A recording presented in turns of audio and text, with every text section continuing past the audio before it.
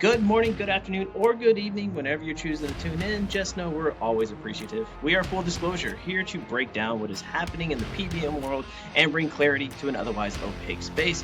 I'm Chris Estev, joined with me my co-host Andy Rodriguez. Together, we are directors of business development at DisclosedRx, and this being our first episode, obviously we want to keep it pretty low stakes. So we just brought on the founder of DisclosedRx, who also happens to be everyone's boss. Really, what could possibly go wrong? And so, to further protect ourselves, just a quick note: everything you hear on this podcast reflects our personal opinions and those of our guest, not DisclosedRx or any affiliated organization. We're here to share perspectives and spark conversation and not give official guidance or advice. Let's get into it. Absolutely. And I think the best place to start, Zach, is really your origin story. I think, with most companies in the space, they always talk about transparency like it's a feature. But rarely do you hear about what actually drives someone to walk away from an established PBM and start completely over. And I think what's really interesting about your story is you weren't on the outside looking in. You were already inside the system at a transparent PBM and still decided that it wasn't enough. And then on top of that, you just so happen to choose to launch at probably the most chaotic business environment we've seen in decades. So I want to walk through that story, walk through your story, because I think it says a lot about what DisclosedRx actually is today. So I'll let you tell that story to our folks. Yeah, great. So thanks, guys. Great to be here. Glad you guys are doing this. I think this has the opportunity to really expose some of the stuff that's going on that people still somehow don't know about, and I think is really important. Ken Kemker, one of my co-founders, and I were both at another PBM. Ken and I both left, got together with Dan, who is our third co-founder. Um, you mentioned in a pretty chaotic business environment, and I'll tell you, it was March of 2020 was our first official day in operations, and I'll never forget. It was the same day that Pence and Fauci came out and said 2 weeks to flatten the curve or 2 weeks to stop the spread, whatever the language was at the time. We all know it took a little bit more than 2 weeks. And so, Ken and I, along with Steve, we're just out there talking to anyone and everyone that would listen to the message of DisclosedRx. And back then, what we really drove in on was, the person who pays you is your boss. That's why we don't want anyone else to pay us. We only want our clients to pay us. We're not going to spread price. We're not going to keep rebates. We're not going to, charge brand drugs or generic drugs at brand prices. The, the client is the only person that can pay us. And that puts us firmly on the side of the fence with the client as they're out procuring therapeutics for their members. And 6 years later, that has proven to be a model that works, coupled with taking really, really good care of the members that are part of the DisclosedRx ecosystem. So, you leave Zach, and then long after that, you and Ken decide to start DisclosedRx, as mentioned. What made you confident that this was something worth building from scratch? I think I believed and Ken believed very firmly that the market was really looking for a solution that set in stone um, this concept of transparency that exists out there, and everyone used that as a buzzword for a long time, and it meant different things to different PBMs, and certainly different things to those PBMs clients. And what we said is, okay, let's cut out the noise. There is a definition from the SEC of full disclosure, and it says all parties to a transaction have all data about that transaction, and it's verified by an independent third party.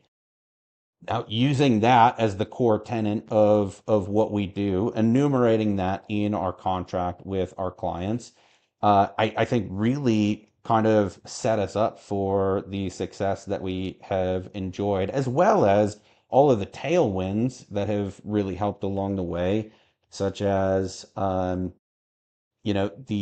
large PBMs being sued by the FTC over the things that they were doing for a period of time. I remember The whole Eliquis thing with CVS, and that the FTC lawsuits actually got them to stop that. I mean, there were so many the CAA of 21, right? And what that did for us, we were already acting kind of in that fiduciary capacity, but that really crystallized it for us. Like, man, I mean, this is laying out what we should, what the whole industry should be doing. Uh, and we went to our attorneys at the time and said, hey, we want to make ourselves a fiduciary to our clients. Under ERISA, we can't be the fiduciary of the plan, right? That is the plan sponsor. We can't take over that role. But what we said is we want to extend a fiduciary duty to our clients through our contract. And our attorney said, that's a terrible idea. You should never do that.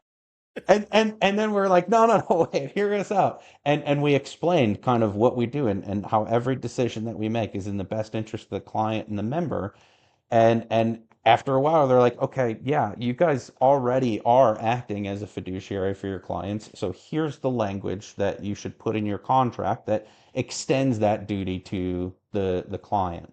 And like I said, it's just all of that has proven to be a good recipe to have a very fast growing company.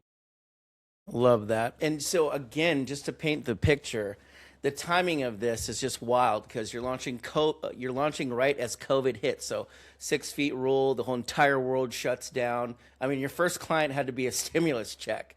Walk us through that moment when you made the call because most people would have hit pause. Yeah, those first couple years were rough. So we started in March of 2020, had probably 500 different meetings, and I don't know how we were able to even get in front of brokers at the time because no one was interested in changing their PBM. They were interested in how do I furlough 1,000 workers, or how do we get most of our staff to work from home, things like that. Didn't pick up our first official client's effective date until December of 2021. And then in January of 22, when most business comes on, we had about 7 additional clients start in January of 2022. But man, for 18 months there, it was very look, it was scary, right? I mean, I had a young family at the time, had a mortgage payment, what still do, but all of these obligations to, take care of my family. Ken's the same way, Dan's the same way. And you know, we were able to, I think, by building inroads through relationships with some really good core broker partners who uh, they took a leap of faith, right? Because they liked what we were saying, and then we proved it. And I think that's really where the rubber met the road because that first January, I think we had 8,000 total members for almost that entire first year. That's not many, right? And so we took exceptional care of those members, of those clients, saved them a ton of money through our savings program, and then have just doubled in size or more every year since then. And I think that literally right now we're right at 140,000 members. What a testament to the success and laying down the foundation on that too. Zach, you've never taken any sort of outside investment, and that's pretty rare in this space. Was that always intentional? You know, we've always wanted to be able to control our own destiny and to run the company the way that we want to run it. And we've seen, other PBMs in the past that were bought, and, maybe there's a difference between being purchased outright or majority purchased and minority investors, certainly. Um, but as soon as that happens, service goes down, prices go up, and they just start squeezing the membership base that PBM built. Um, I just don't want someone breathing down my neck saying, "Where's my money?" Right? So, I'm not saying I'd never rule out bringing in another partner if it was the right group to help us continue to propel DisclosedRx to reach more members. Certainly not a majority partner, because, Dan, Ken, and I set out on a mission to do this the right way, right? And I don't want anyone coming in that's going to compromise what we view that right way is, because, again, I don't think 140,000 members are wrong Right. and have made a poor decision in coming to DisclosedRx, and I think our clients would affirm that. And so, we want to be able to continue to do it that right way, and that's tough to do with other people's money. I totally agree. So let's fast forward to today. The team has grown significantly. Business is obviously scaling. When you look back at those first couple of years, what do you think actually made all of this work? The people for sure, and especially in the early days, because we didn't really have any systems, right? I Yeah. mean, we have a fantastic adjudication software, that really puts us head and shoulders above a lot of our competition, just from the standpoint of how new it is.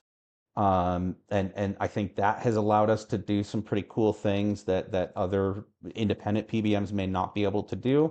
But aside from that, I mean, in the early days, everything ran on Excel documents, right? And so that's not a great recipe for a scalable system. So back then, it was all just the people that we had. And now, since then, it's been process and systems, and progressively, growing those processes and systems. And like you mentioned, Andy, the people. I think we have 180 employees or something like that.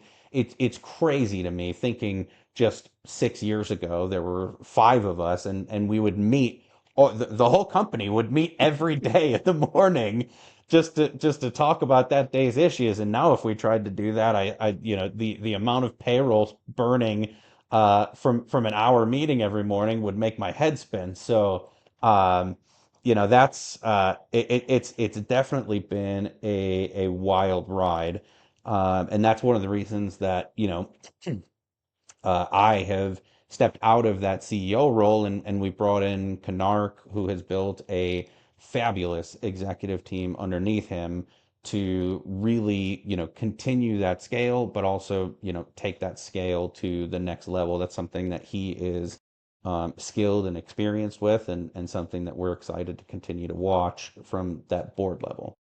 I concur, and shout out to Canark. Fantastic job.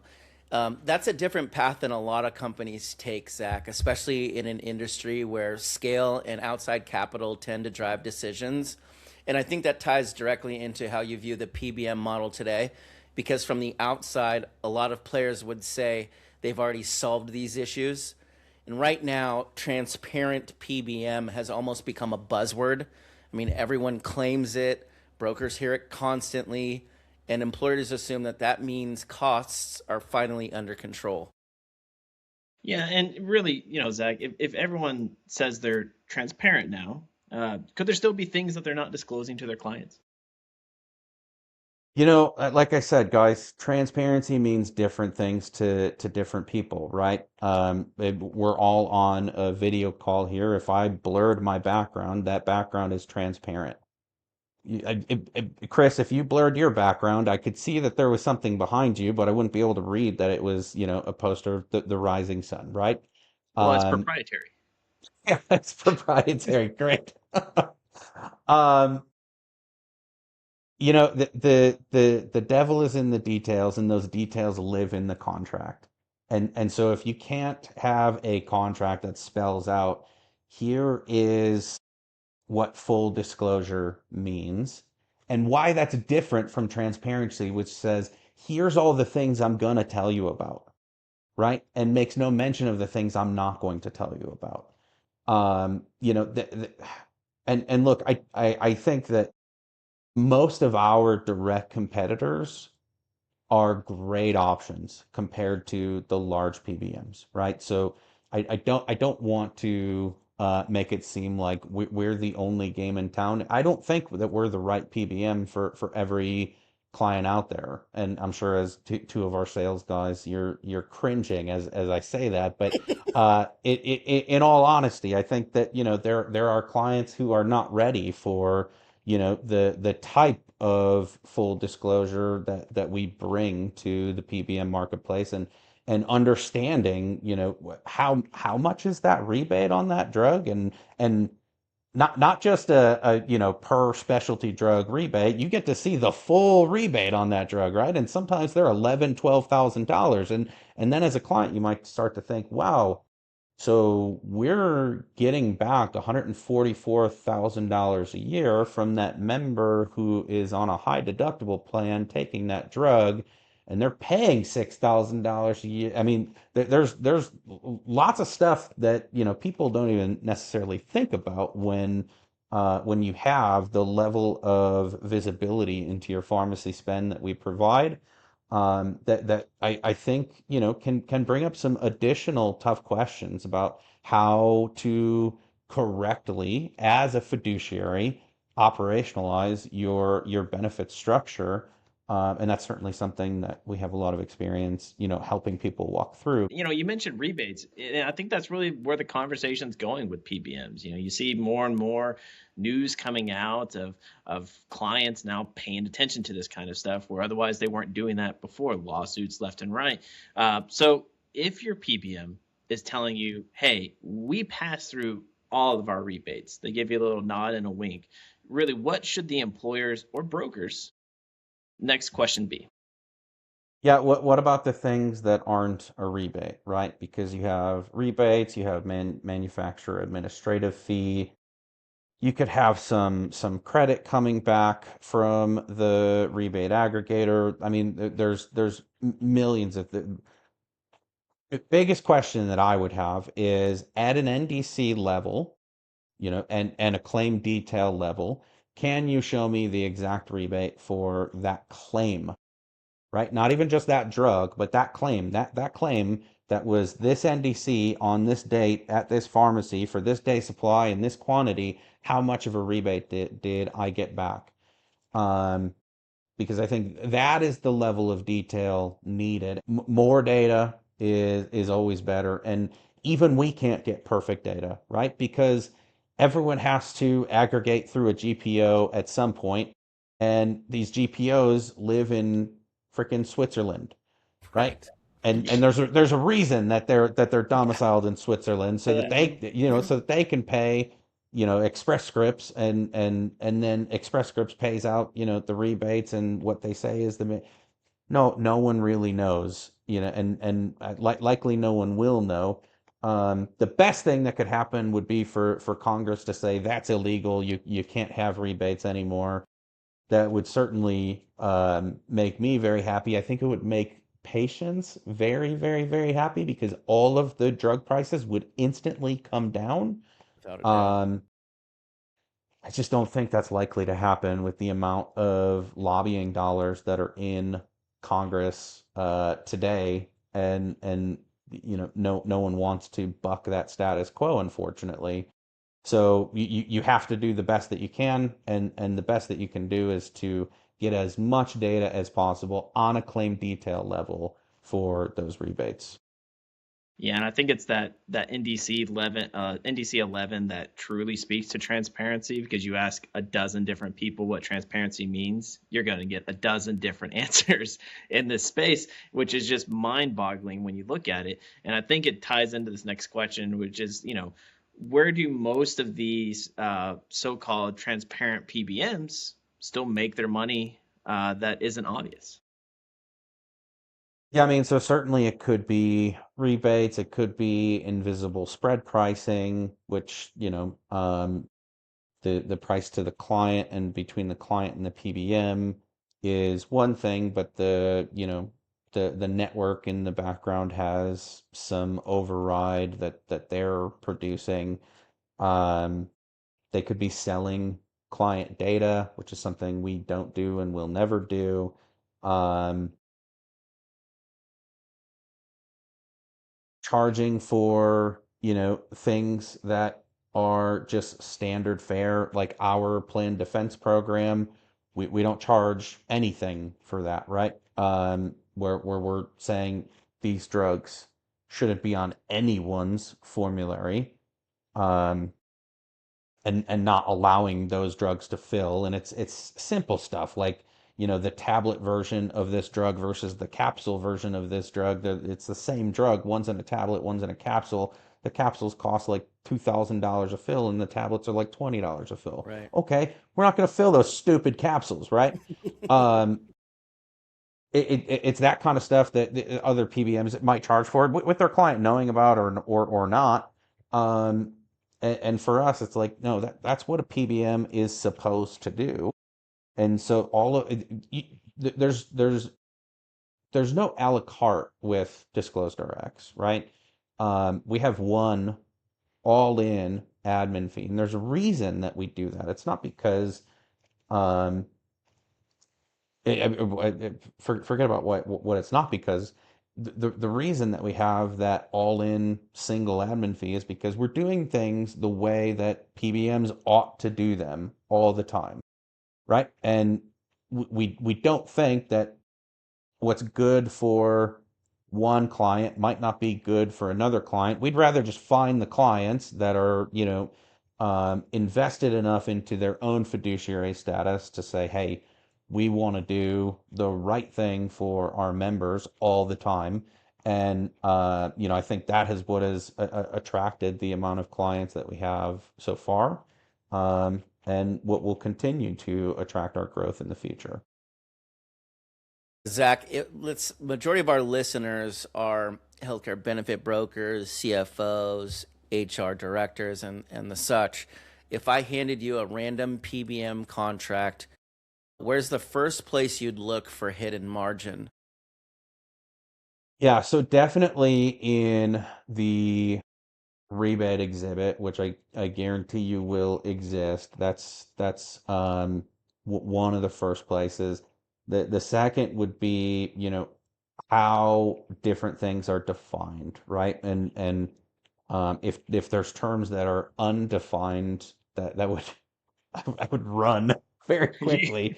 Um, and No, if no, there's trust too, us. if Pop right out. yeah, and if there's too many things defined, I think I've seen some of these contracts that are like 300 pages, right? I don't remember exactly what ours is, but I know it's less than 30, and that's including our BAA and our attestation for the Gag Clause Prohibition Act. So, I mean, uh, but in the definitions, what the definition of a generic drug is, what the definition of a brand drug is, how those two things cannot be commingled to create a profit for the PBM. Um, these are all things that, the, something like Health Rosetta's Nautilus helps protect against, because now that's 100% open source. It's how we have crafted our contract from the beginning, and um, have continued to update our contract as we see other PBMs doing things. Guys, when we started, one of the things that we put into our contract, we don't own a pharmacy, right? We're 100% transparent. We don't own any pharmacy. So guys, we literally put in our contract when we started DisclosedRx, because we knew we were trying to protect ourselves from all the games and the greed that sets in. We said no one in DisclosedRx nor any of our immediate family members are allowed to have any ownership in any pharmacy. And Right. and and some people, and especially attorneys who are reviewing contracts for their client, um, would look at that and say, why are you including like your immediate family member? And we had to, go into this explanation of, why silly stuff like that has to exist. And we've done that with other things over the years as we find other games that PBMs are playing, Right. and said we don't want any part of that. So we're going to commit to our clients through our contract that we're not going to do that, right? And I think that's been one thing that has really helped keep us kind of on that straight and narrow path of of doing what's right for the client and the member in every decision that we make is every time we see one of these new games, instead of us trying to find a way to exploit it, we say, we're going to put that in our contract that we're never going to do that. And once it's in our contract, now we have to follow it because that's what our clients are expecting. And if we don't follow it, they're going to sue us. So, that has made it very easy for us to know where the line is always, and completely stay away from it. And I thank God that we've done that over the years because um, that's just an ethical thing for me, and of course for Ken and Dan as well. That that's not territory that we want to get into, and um, by committing it to our clients, it's made it very easy to stay away from those types of shenanigans. Right. So if it's in our contract, it's because it exists from the other games that other PBMs are playing elsewhere. Yeah, if it's in our contract and it's silly and you're like, Right. why are we even talking about this? It's because we've seen it somewhere else, and we're trying to, make sure not just that we're staying away from it today, but we're staying away from it forever. Right. When you look at most PBM agreements, is there typically any independent third party reviewing or even validating what the contract says versus what's actually happening in the pricing and performance? And if not, what should employers be asking for? Yeah, I think, it's very rare that a truly independent source is reviewing PBM contracts. There are some out there. Um, there are some consultants that, are look, they're being paid by the PBMs, right? Um, and their RFPs are designed to make sure those PBMs that pay them big bucks continue to win. There are some really great PBM consultants out there that I think are truly independent.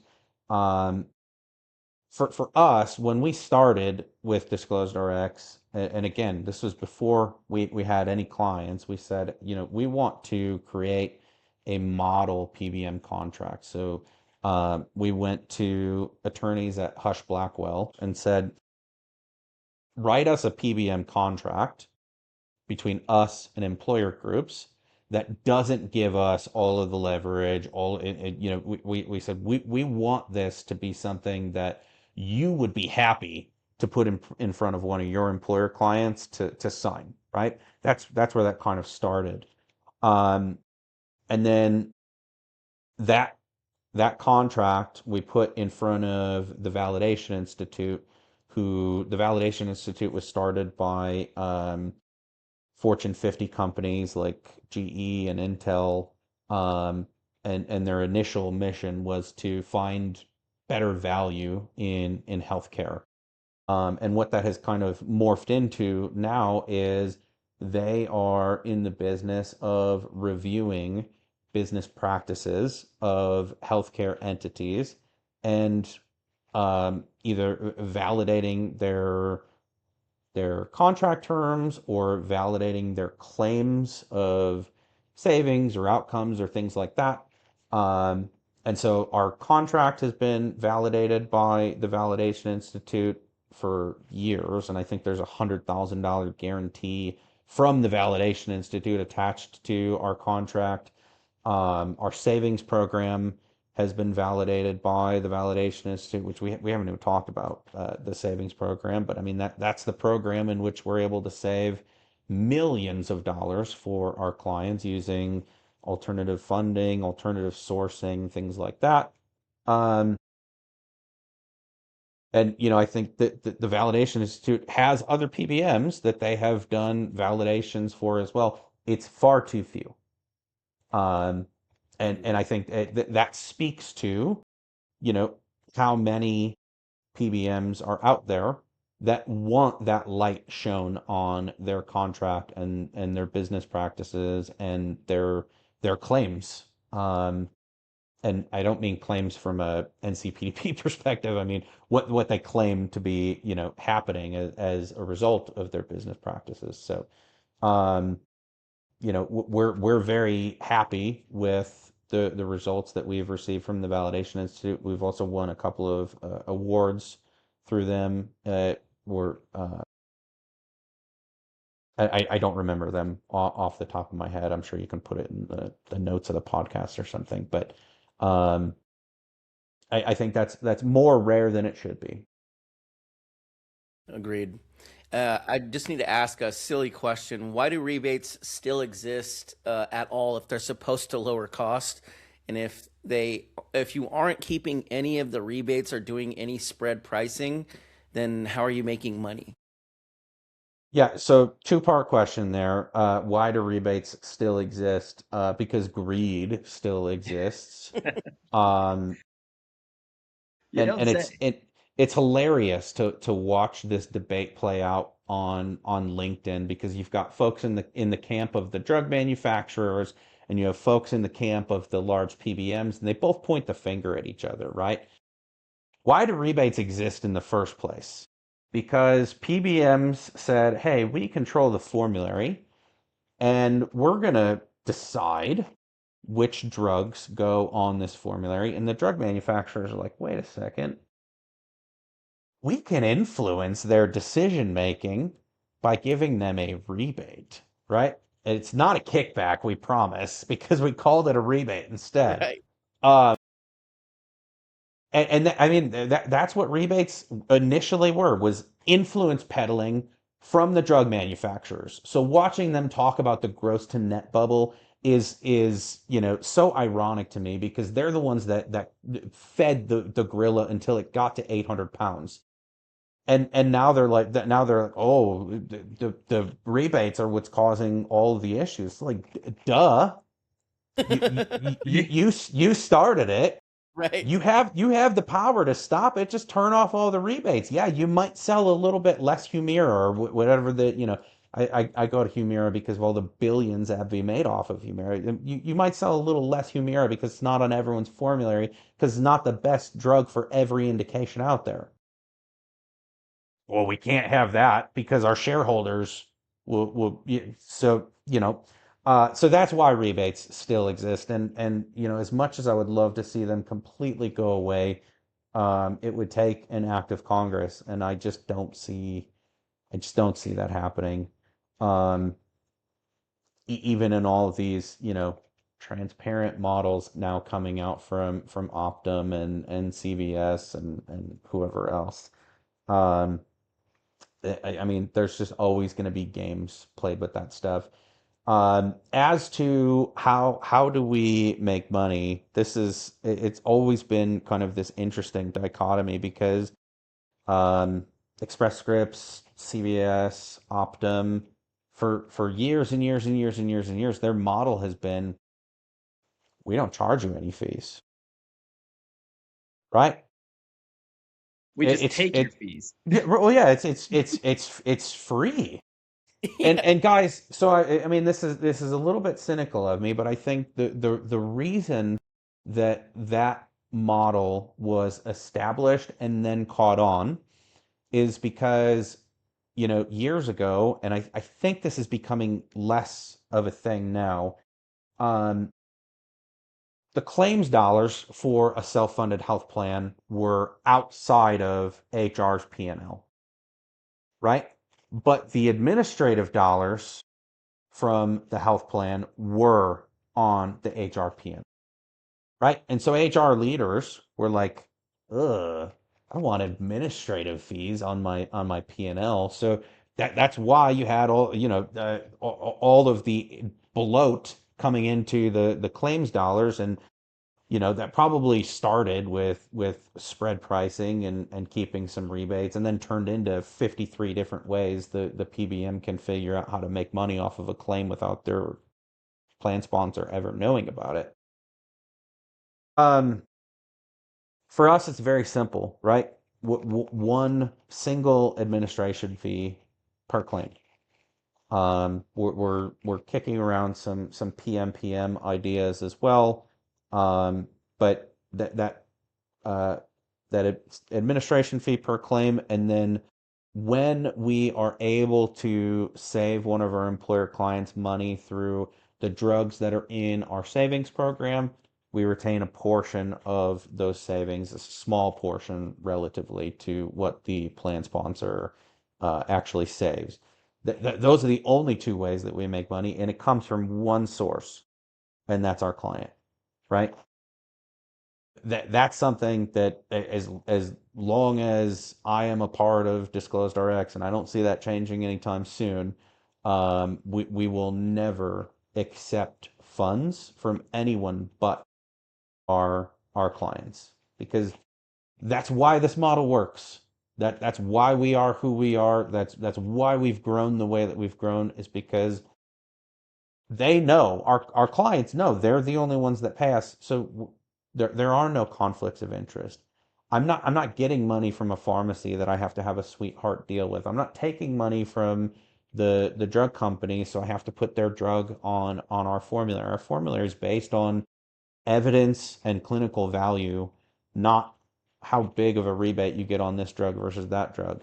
Um, and I think that is what is really important in just the whole pharmacy benefits in general is, and maybe even benefits in general, but certainly pharmacy benefits, having that client be the single source of revenue. Yeah, from a monetary perspective, it might look like, oh my gosh, you charged me $200,000 to manage my pharmacy benefit last year, and it's like, yeah, it was 450,000 with your Right. with your last PBM. They just didn't tell you how much it was, right? No, Zach. So It was free. It was yeah, right. free. It was Free, free. free. That's how they're able to make billions of dollars a year. I mean, just yeah,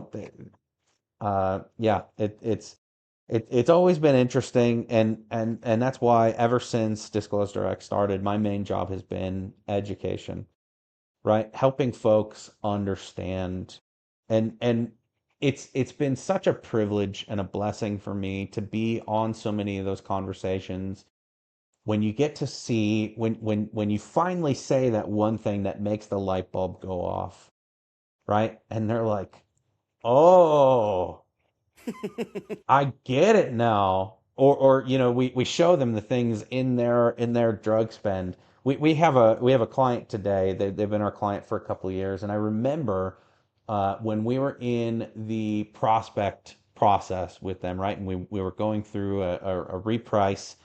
um, we said to the client, yeah, it's really strange because we're seeing brand Adderall being filled, and that just shouldn't I mean, and this was before there were any shortages on Adderall, which has been more recent. Um, we're seeing brand Adderall being filled, and it just really shouldn't. I mean, you should be getting generic Adderall all the time, but they're only charging the member the generic copay, so the member probably doesn't even know the difference. And the HR director was on the phone, and she said, "Well, my daughter takes generic Adderall." And I was like, "Are you sure about that?" And she's like, "Why?" And she said, "All right, when I go home, I'm gonna check on that pill bottle, and if it says Adderall and not the name that I can't pronounce, I'm gonna call you back tomorrow." And she called us back and she said, "You were right." And that was the moment for that client that we won that client, Bingo. right? Because it finally clicked for her, like, these guys are liars. Hmm. And people, when they finally see that, they're like, okay, I'm sick of being lied to. Let's figure out how far we can get with honesty. Absolutely. And I think that ties in, I mean, not the honesty part, but I think that ties into competing in this market that is mostly dominated by, the big three. They control the majority of the market, also the majority of the bad press. But, at the end of the day, what you're doing is not happening in a vacuum. You're not just building a better model, you're competing against massive incumbents, long-standing broker relationships, and frankly, a lot of inertia in the market. And even if your model is better on paper, that doesn't always mean you win. So, what would you say the percentage of the market controlled by the big three? I mean, it's not what I say. It's about 80%, and I mean, I think those are. I don't know, I don't remember the exact number. It's somewhere around there. I mean, I think there's uh, much reporting on that being the, generally accepted number.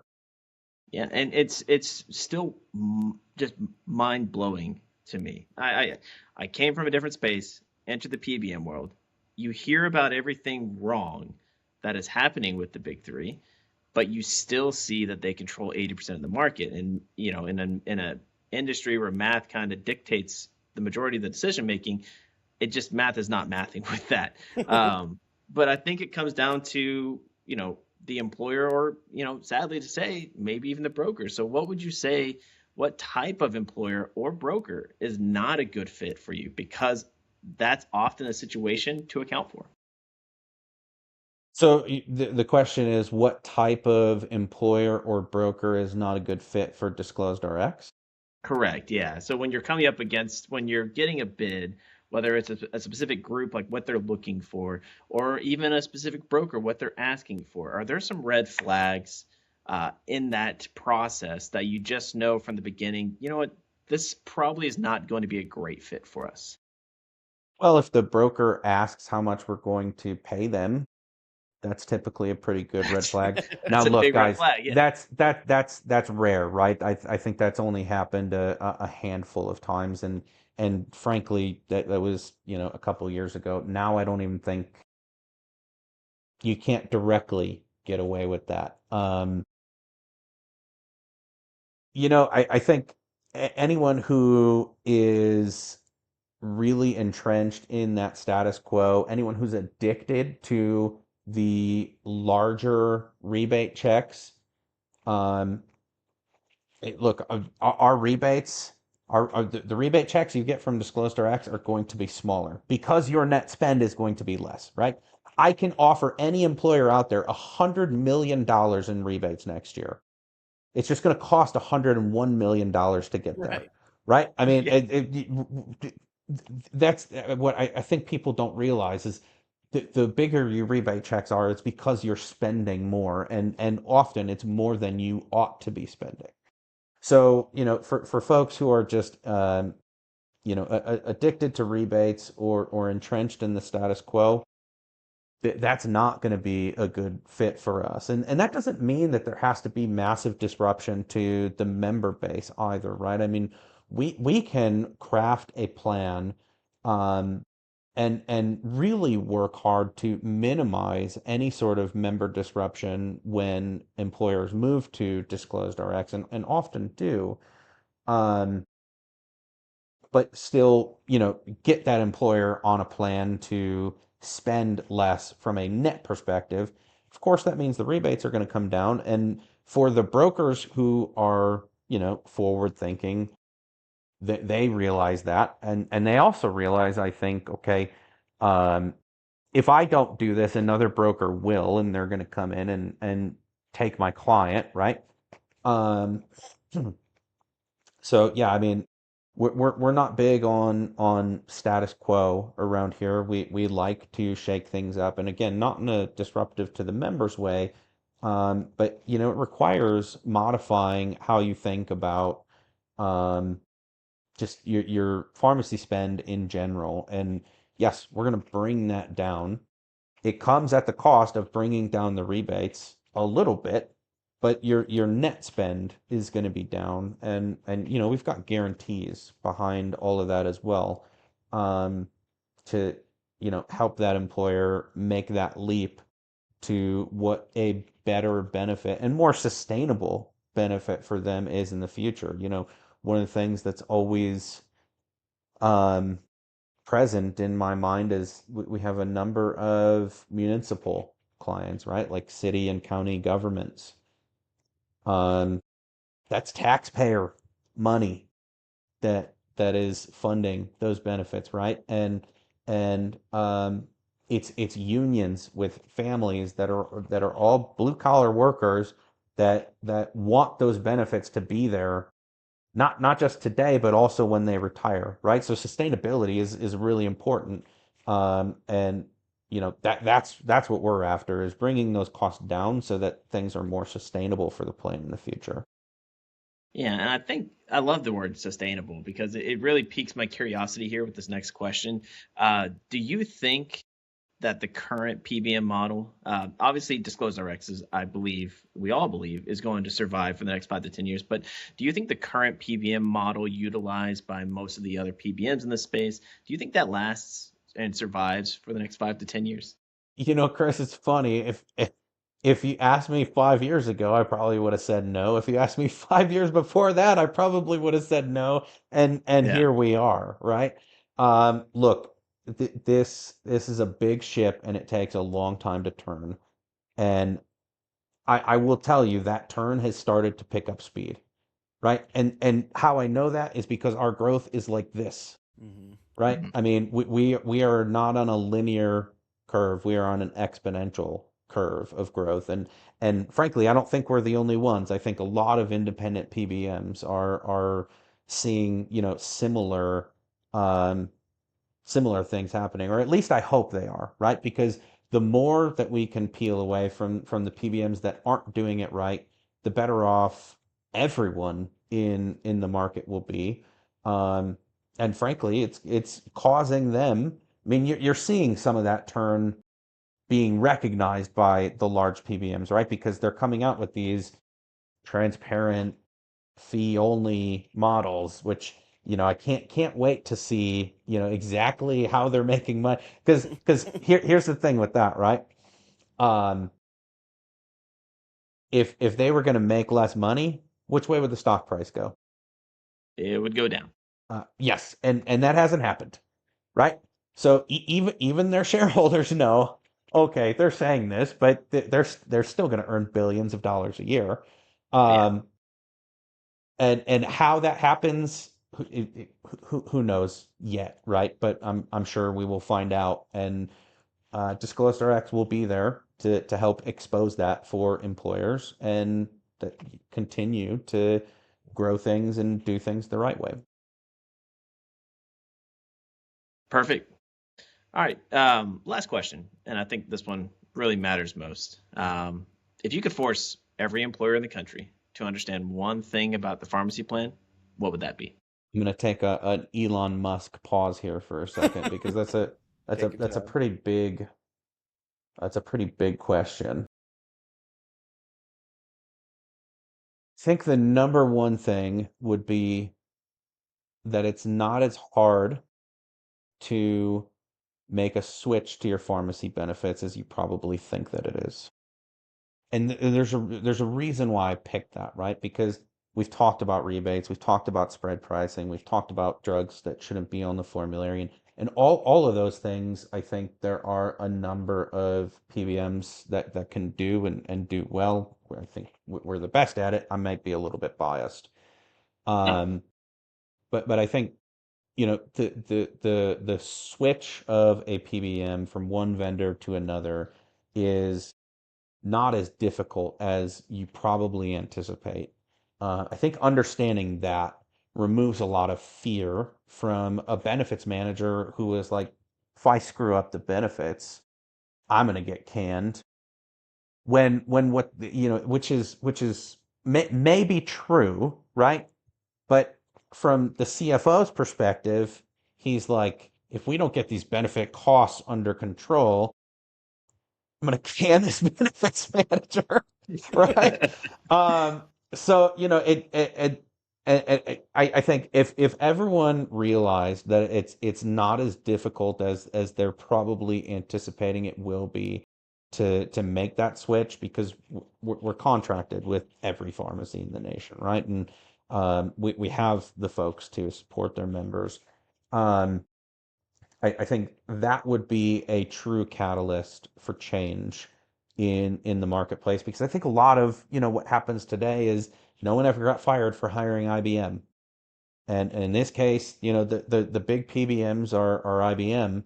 Um, I'm happy that we're 1980s Apple right now, um, and we're going to continue to fight this fight until we're 2020s Apple. I feel like this is one of those conversations that people need to hear, whether they realize it or not.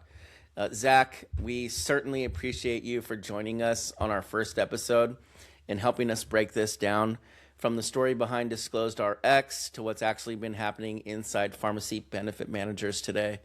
And because the more you understand it, the more you start to realize what's been missing. If you're an employer or a broker listening to this, the takeaway is simple. You don't need all the answers, but you do need visibility. So if something doesn't make sense, it's probably worth digging into. And we'll keep helping you dig. This is Full Disclosure. We're Andy Rodriguez and Chris Seastep. Until next time, talk soon.